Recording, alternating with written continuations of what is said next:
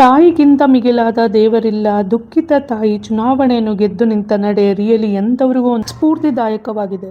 ಮಗಳ ನ್ಯಾಯಕ್ಕಾಗಿ ತಾಯಿಯ ಹೋರಾಟ ಎಲ್ಲರ ಮನಮುಟ್ಟಿದೆ. ಮಗಳ ಅನ್ಯಾಯಕ್ಕೆ ಸ್ಪಂದಿಸದ ಸಿಎಂ ವಿರುದ್ಧ ಅವತ್ತು ಪ್ರತಿಜ್ಞೆ ತೊಟ್ಟಂತಹ ತಾಯಿಯ ಒಂದು ಆಕ್ರೋಶ ಇವತ್ತಿನ ಆ ಗೆಲುವಿನ ರೂಪದಲ್ಲಿ ಹೊರಗೆ ಬಂದಿದೆ. ಹೆಣ್ಣು ಒಂದು ಶಪಥ ಮಾಡಿದ್ರೆ ಅಥವಾ ಒಂದು ಪ್ರತಿಜ್ಞೆ ಮಾಡಿದ್ರೆ ಅದನ್ನ ಆಕೆ ಸಾಧಿಸೋ ತನಕ ಬಿಡೋದಿಲ್ಲ. ಪಶ್ಚಿಮ ಬಂಗಾಳದ ಚುನಾವಣೆ ತುಂಬಾನೇ ಒಂದು ಸ್ಪೆಷಲ್ ಆಗಿದೆ ಅಂತಾನೆ ಹೇಳ್ಬೋದು. ಅಲ್ಲಿ ಇರುವ ನೊಂದಂತ ಹೆಣ್ಣು ಮಕ್ಕಳು ವಿನ್ ಆಗಿರೋದು ಮನೆ ಕೆಲಸದಾಕೆ ಆಗಿರ್ಬೋದು, ಅಥವಾ ತುಂಬಾನೇ ಒಂದು ಶೋಷಿತ ಆಗಿ ನೊಂದಂತ ಹೆಣ್ಣು ಮಗಳಾಗಿರ್ಬೋದು, ಅಥವಾ ಮಗಳನ್ನು ಕಳೆದುಕೊಂಡಂತ ತಾಯಿ ಆಗಿರ್ಬೋದು. ಸಾಮಾನ್ಯರಲ್ಲಿ ಸಾಮಾನ್ಯನಾದ ಹೆಣ್ಣು ಮಕ್ಕಳು ಇವತ್ತು ವಿಧಾನಸಭಾ ಎಲೆಕ್ಷನ್ನಲ್ಲಿ ವಿನ್ ಆಗಿ ವಿಧಾನಸೌಧ ಸೇರಿರೋದು really hats off to them ಅಂತಾನೆ ಹೇಳ್ಬೋದು. ಒಂದು ಹೆಣ್ಣು ಏನು ಬೇಕಾದರೂ ಸಾಧಿಸ್ಬೋದು ಅನ್ನುವಂಥ ಒಂದು ಮಾತಿಗೆ ಇದು ಉದಾಹರಣೆ ಅಂತಲೇ ಹೇಳ್ಬೋದು. ಆಗಸ್ಟ್ 9, 2024ರಲ್ಲಿ ಒಂದು ವೈದ್ಯಕೀಯ ಕಾಲೇಜಿನ ವಿದ್ಯಾರ್ಥಿನಿ ಬರ್ಬರವಾಗಿ ಹತ್ಯೆ ಆಗಿದ್ದು ನಮಗೆಲ್ಲರಿಗೂ ಗೊತ್ತೇ ಇದೆ. ಅದು ಒಂದು ಆರ್ಜಿಕರ್ ವೈದ್ಯಕೀಯ ಕಾಲೇಜಿನ ವಿದ್ಯಾರ್ಥಿನಿ ಮತ್ತು ಅವರು ಏನು ವರ್ಕ್ ಮಾಡ್ತಾ ಒಂದು 48 hours ಕಂಟಿನ್ಯೂಸ್ ಆಗಿ ವರ್ಕ್ ಮಾಡಿಬಿಟ್ಟು ಬಂದು ರಿಲ್ಯಾಕ್ಸ್ ಮಾಡ್ತಾ ಇರುವಾಗ ಒಬ್ಬ ಪಾಪಿ ಬಂದು ಅವರಿಗೆ ಅತ್ಯಾಚಾರ ಮಾಡಿ ಹತ್ಯೆ ಮಾಡಿದ್ದ ಅನ್ನೋದು ಇಡೀ ದೇಶಾದ್ಯಂತ ವೈದ್ಯರೆಲ್ಲರೂ ಒಂದು ಸ್ಟ್ರೈಕ್ ಮಾಡಿದ್ರು. ಏನಪ್ಪಾ ಅಂದ್ರೆ ಒಂದು ಹೆಣ್ಣು ಮಕ್ಕಳಿಗೆ ಅಥವಾ ವೈದ್ಯರಿಗೆ ಒಂದು ಸುರಕ್ಷತೆಯನ್ನು ಕೊಡಬೇಕು ಅಂತ ಅಂದ್ಬಿಟ್ಟು ಇದು ದೇಶಾದ್ಯಂತ ಒಂದು ಸಂಚಲನ ಮೂಡಿಸಿತ್ತು.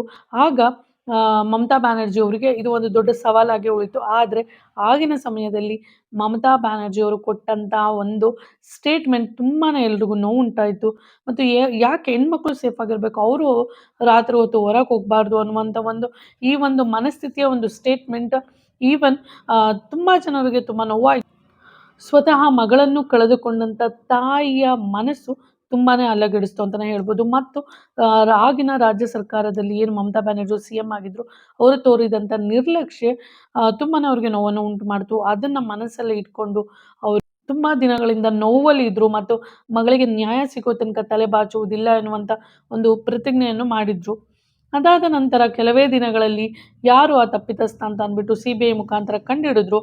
ಆದರೆ ಆತನಿಗೆ ಮರಣದಂಡನೆ ಕೊಡದೇನೆ ಕೇವಲ ಒಂದು ಜೀವಾವಧಿ ಶಿಕ್ಷೆ ಕೊಟ್ಟಿದ್ದು ತಪ್ಪು ಅಂತ ಅಂದ್ಬಿಟ್ಟು ತುಂಬ ಜನ ಆಗ್ರಹ ಮಾಡಿದ್ದುಂಟು. ಯಾಕೆ ಅಂದರೆ ಒಂದು ಅಮಾಯಕ ಹುಡುಗಿಯ ಪ್ರಾಣ ತೆಗೆದಂಥ ಪಾಪಿ ಈಗ ಆರಾಮಾಗಿ ಒಂದು ಶಿಕ್ಷೆ ಅನುಭವಿಸುತ್ತಾ ಆರಾಮಾಗಿದ್ದಾನೆ ಅಂತ ಅನ್ನೋದು ಇದು ಒಂದು ದೊಡ್ಡ ಒಂದು ಅನ್ಯಾಯ ಅಂತ ಅನ್ಬೋದು. ತಕ್ಷಣ ಅವನಿಗೆ ಒಂದು ಮರಣದಂಡನೆ ಕೊಡಬೇಕಿತ್ತು ಅನ್ನೋದು ಎಲ್ಲರ ಒಂದು ಆಗ್ರಹ ಆಗಿರುತ್ತೋ ಆ ಸಮಯದಲ್ಲಿ. ಆಕೆ ಒಬ್ಬಳು ಪ್ರತಿಭಾನ್ವಿತ ವಿದ್ಯಾರ್ಥಿನಿ, ಸಮಾಜದ ಆಸ್ತಿಯಾಗಿದ್ದಳು. ಅಂತ ಒಂದು ಹೆಣ್ಣು ಮಗಳು ಆ ರೀತಿ ಒಂದು ಜೀವ ಕೊನೆಗೊಂಡಿದ್ದು ತುಂಬಾನೇ ನೋವುಂಟು ಮಾಡಿತ್ತು. ದೇಶವನ್ನೇ ಬೆಚ್ಚು ಬೀಳಿಸಿದ ಕೃತ್ಯ ಅದಾಗಿತ್ತು.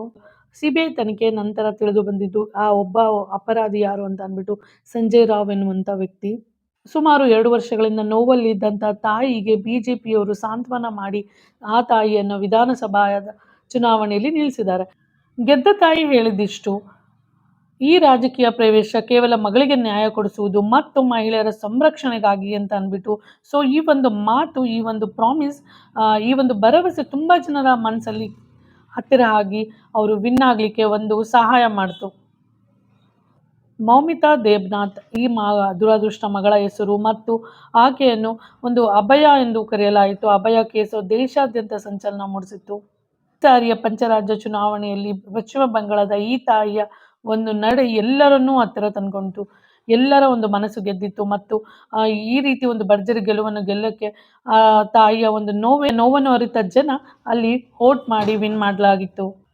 ಮತ್ತು ಮಮತಾ ಬ್ಯಾನರ್ಜಿ ಅವರು 15 ವರ್ಷಗಳ ಕಾಲದ ಒಂದು ಅವರ ಒಂದು ಸಿಸ್ಟಮ್ ಯಾರಿಗೂ ಅಂತ ಇಷ್ಟ ಆಗ್ತಾ ಇರಲಿಲ್ಲ. ಅಲ್ಲಿ ಒಂದು ಮಹಿಳೆಯರಿಗೆ ಒಂದು ಭದ್ರತೆ ಅಂತ ಇರಲಿಲ್ಲ ಅಂತ ಅಂದ್ಬಿಟ್ಟು ಆ ತಾಯಿಯ ಒಂದು ಆಗ್ರಹ. ದೀದಿ ವರ್ಸಸ್ ಮೋದಿ ಅನ್ನೋದಕ್ಕಿಂತ ಸಿಟಿಸನ್ ವರ್ಸಸ್ ಸಿಸ್ಟಮ್ ಎನ್ನುವ ರೀತಿ ಅಲ್ಲಿ ಒಂದು ಚುನಾವಣೆ ನಡೆದಿದ್ದು. ತನ್ನ ಮಗಳಿಗಾದಂಥ ಅನ್ಯಾಯ ಯಾವ ಮಕ್ಕಳಿಗೂ ಆಗಬಾರ್ದು ಎನ್ನುವುದೇ ಒಂದು ಇವರ ಒಂದು ಗುರಿಯಾಗಿದೆ. 14 ವರ್ಷಗಳ ಕಾಲ ದ್ರೌಪದಿ ಒಂದು ತನ್ನ ಕೂದಲನ್ನು ಮುಡಿ ಕಟ್ಟಿರುವುದಿಲ್ಲ. ಕುರುವಂಶ ನಿರ್ವಂಶ ಆಗೋ ತನಕನೂ ಆ ತಾಯಿ ಆ ಪ್ರತಿಜ್ಞೆಯನ್ನು ಉಳಿಸ್ಕೊಂಡಿದ್ದಳು. ಅದೇ ರೀತಿ ಈ ತಾಯಿಯೂ ಸಹ ಆ ಪ್ರತಿಜ್ಞೆ ಮಾಡಿರೋದು ಎಲ್ಲರ ಕಣ್ಣಂಚಲ್ಲಿ ನೀರು ತಂತು. ಆ ತಾಯಿ ಹೇಳಿದಂತೆ ಆ ಮಗಳಿಗೆ ಆದಂತೆ ಅನ್ಯಾಯ ಬೇರೆ ಯಾವ ಮಕ್ಕಳಿಗೂ ಆಗಬಾರ್ದು ಅನ್ನೋದು ನಮ್ಮ ಒಂದು ಆಶಯ. ದಯವಿಟ್ಟು ಈ ತಾಯಿಯ ನಡೆಯ ಬಗ್ಗೆ ನಿಮಗೇನು ಅನಿಸ್ತು ದಯವಿಟ್ಟು ಕಮೆಂಟ್ ಮಾಡಿ. ಹೆಣ್ಣು ಎಂದರೆ ಮಹಾಶಕ್ತಿ, ತಾಳ್ಮೆಯ ಪ್ರತೀಕ. ಹೆಣ್ಣು ಶಕ್ತಿ ಸ್ವರೂಪಿಣಿ ಮಮತೆಯ ಮಡಿಲು ಎನ್ನುವಂಥ ಮಾತುಗಳಿಗೆ ಈ ಒಂದು ಚುನಾವಣೆ ಉತ್ತರ ಆಗಿದೆ. ಮತ್ತು ಇಷ್ಟು ವರ್ಷಗಳ ಕಾಲ ಸಾಗಿ ಬಂದಂಥ ಒಂದು ದಿಟ್ಟ ಮಹಿಳೆ ಮಮತಾ ಬ್ಯಾನರ್ಜಿಯವರನ್ನು ಸಹ ಸೋಲಿಸಿ ಈ 3 ಹೆಣ್ಣು ಮಕ್ಕಳ ಒಂದು ಸಾಧನೆ ಹಿರಿದಾಗಿದೆ ಅಂತ ಹೇಳ್ಬೋದು. ಈ ಒಂದು ಹೆಣ್ಣು ಮಕ್ಕಳಿಂದ ಸಾಕಷ್ಟು ಹೆಣ್ಣು ಮಕ್ಕಳಿಗೆ ಧೈರ್ಯ, ಸ್ಥೈರ್ಯ ಮತ್ತು ಒಳಿತನ್ನು ಉಂಟು ಮಾಡಲಿ ಅಂತ ಅಂದ್ಬಿಟ್ಟು ನಾವು ಸಹ ಬೇಡ್ಕೊಳ್ಳೋಣ.